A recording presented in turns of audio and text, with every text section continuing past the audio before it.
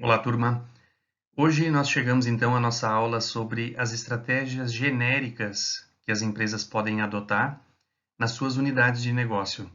Lembrando que na aula passada nós falamos sobre a hierarquia das estratégias, começando pela estratégia corporativa, que depois vai ser desdobrada para a estratégia das unidades de negócios e, por fim, as estratégias funcionais dos setores e departamentos.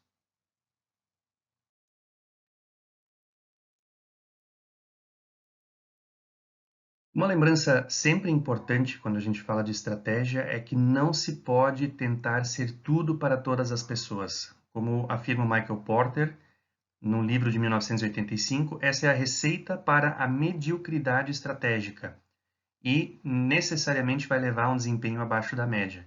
Então é preciso fazer escolhas e é sobre essas escolhas que a gente vai falar na aula de hoje. O ponto-chave é que a estratégia precisa ajudar a criar valor, ou seja, a percepção dos clientes de que há utilidade ou importância em um produto ou serviço em relação ao seu preço. A chave, sem dúvida nenhuma, é fazer com que as pessoas percebam mais valor do que o preço que elas estão pagando. E isso nós vamos fazer por meio da estratégia que a empresa vai adotar.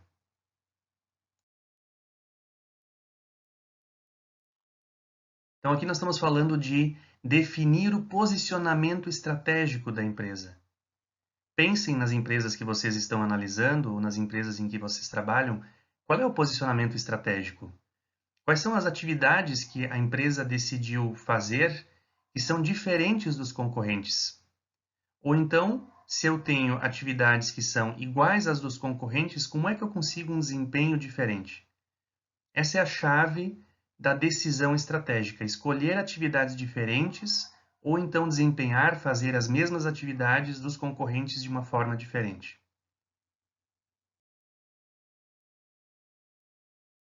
Nós vamos falar então das estratégias genéricas que as empresas podem adotar para conseguir um posicionamento diferente dos seus concorrentes.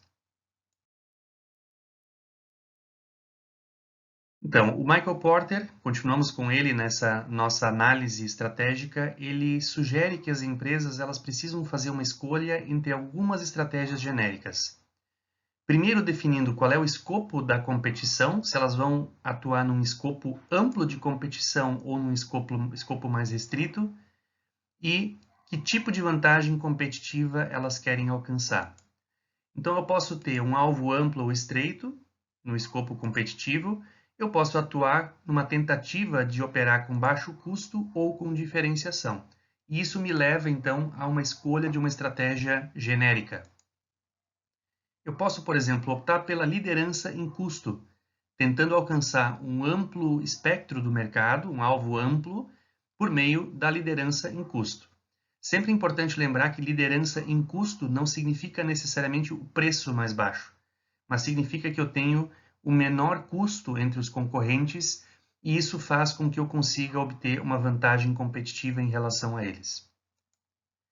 A outra estratégia de alvo amplo, ela consiste na diferenciação.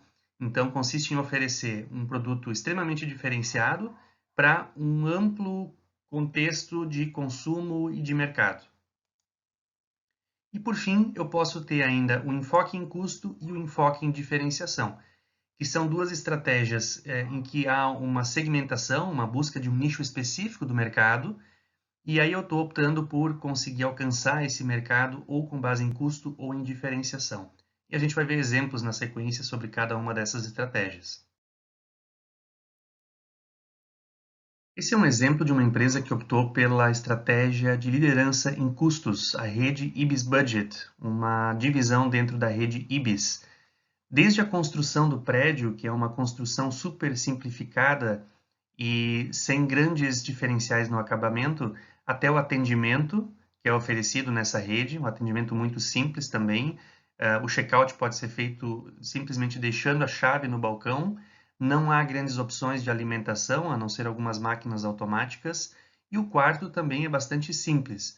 Então, a ideia aqui é realmente ter todo um conjunto de atividades da empresa, em todas as áreas, voltado para a liderança em custos para conseguir oferecer um preço atrativo, o que não significa que necessariamente vai ser o preço mais baixo, mas a estratégia é a estratégia de liderança em custos.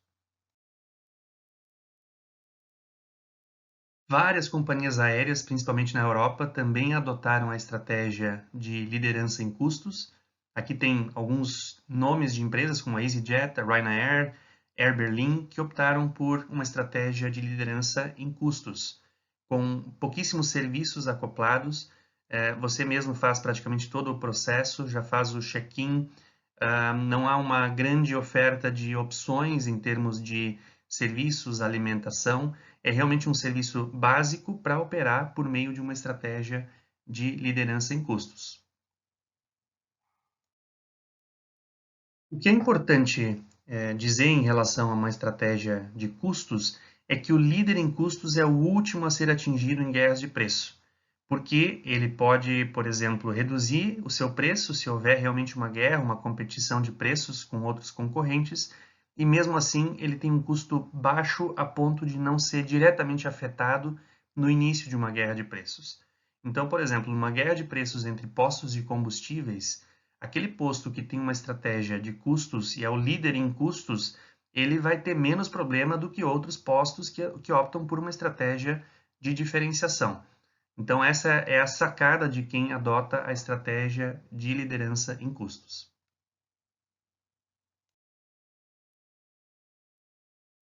Bom, uma segunda estratégia genérica sugerida pelo Porter é a diferenciação.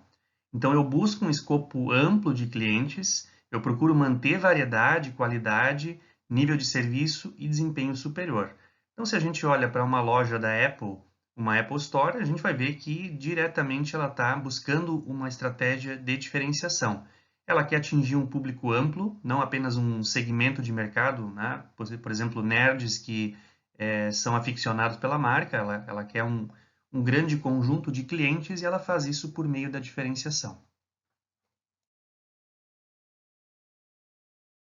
Aqui a gente tem um outro exemplo em contrapartida com o exemplo que a gente acabou de colocar do Ibis Budget, que é um hotel sofisticado que fica próximo dos Canyons em Cambará do Sul e que todo o conjunto de atividades que organizam os seus serviços são voltados para a diferenciação.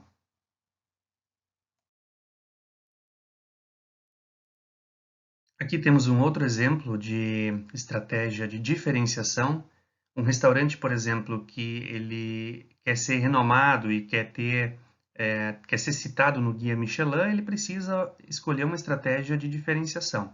Talvez esse exemplo até pudesse ser alocado também um pouco mais adiante quando a gente falar da estratégia de enfoque e diferenciação, porque ele busca um público muito específico, um público que realmente quer provar a alta gastronomia e que está disposto a pagar por essa diferenciação.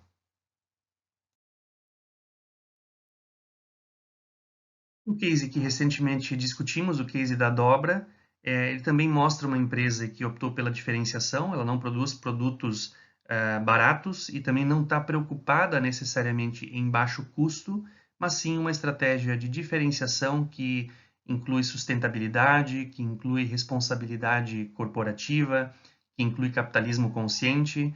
Então aqui fica bem claro que a opção da Dobra é por uma estratégia de diferenciação.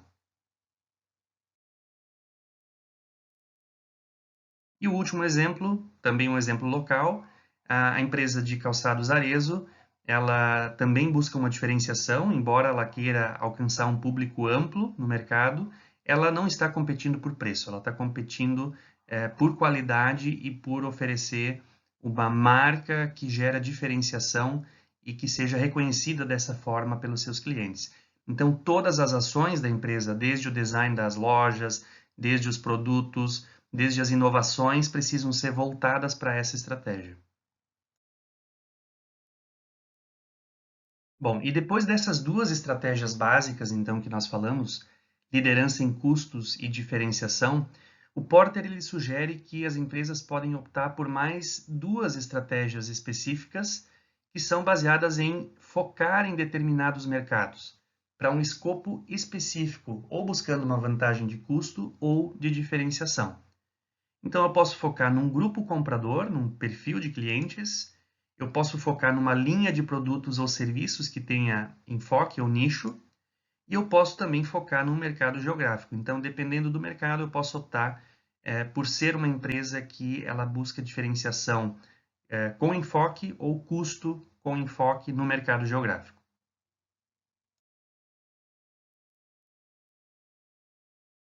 Isso é, por exemplo, o que fazem as cervejarias artesanais. Elas não buscam alcançar todo o mercado do Brasil, até porque se fizessem assim, elas perderiam a ideia de uma cerveja artesanal. Ela busca alcançar um mercado geográfico específico e ela busca alcançar um público específico.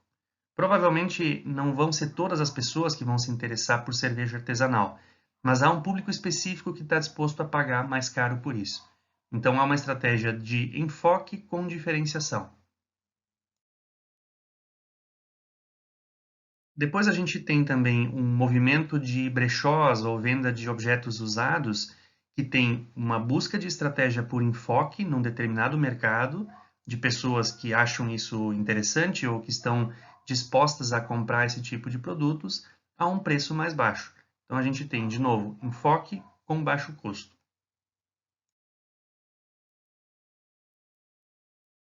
Aqui fazendo uma comparação com o que vimos agora há pouco do caso da Arezzo, a Bibi Calçados é focada em calçados infantis com diferenciação.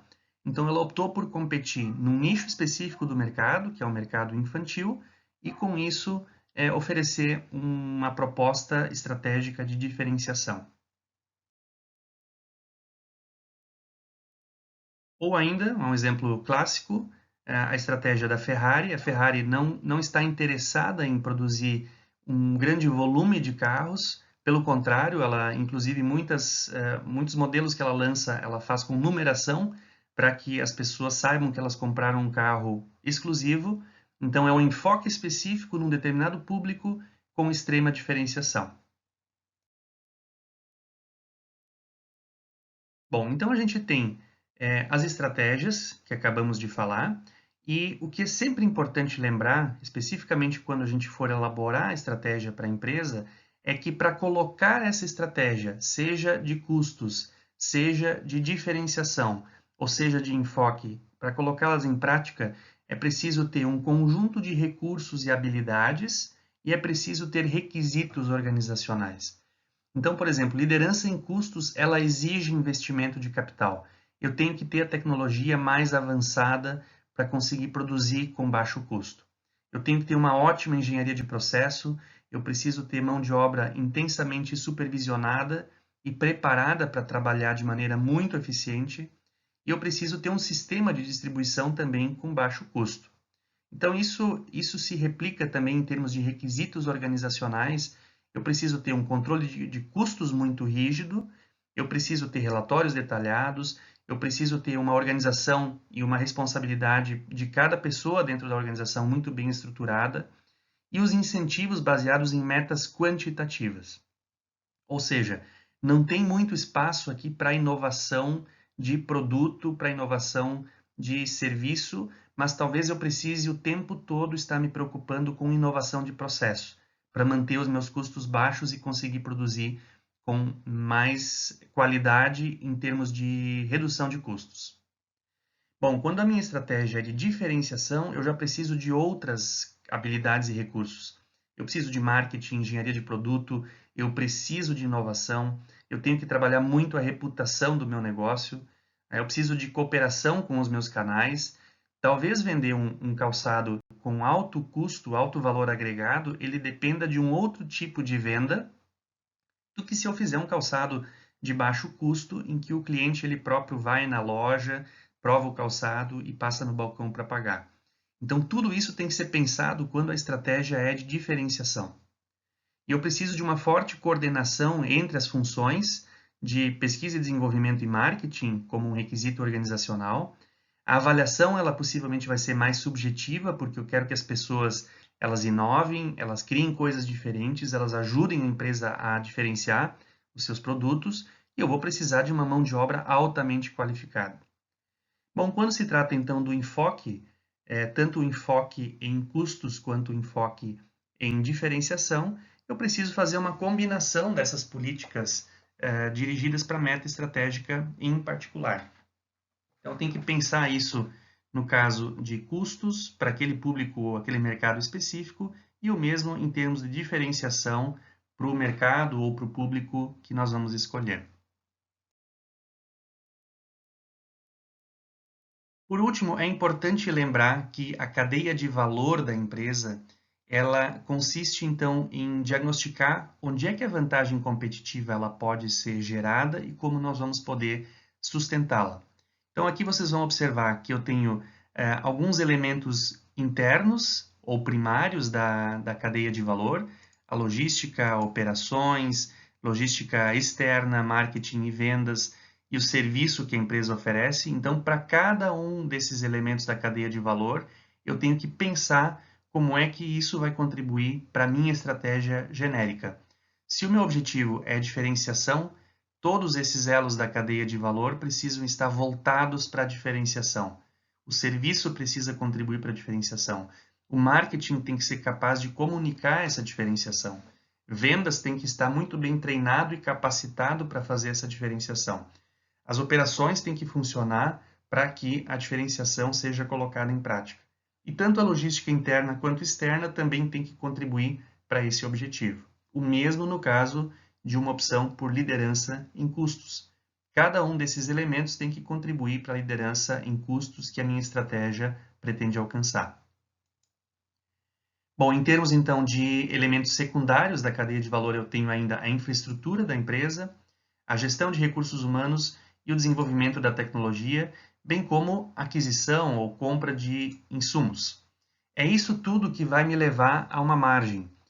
Ou seja, não existe uma estratégia genérica melhor ou pior.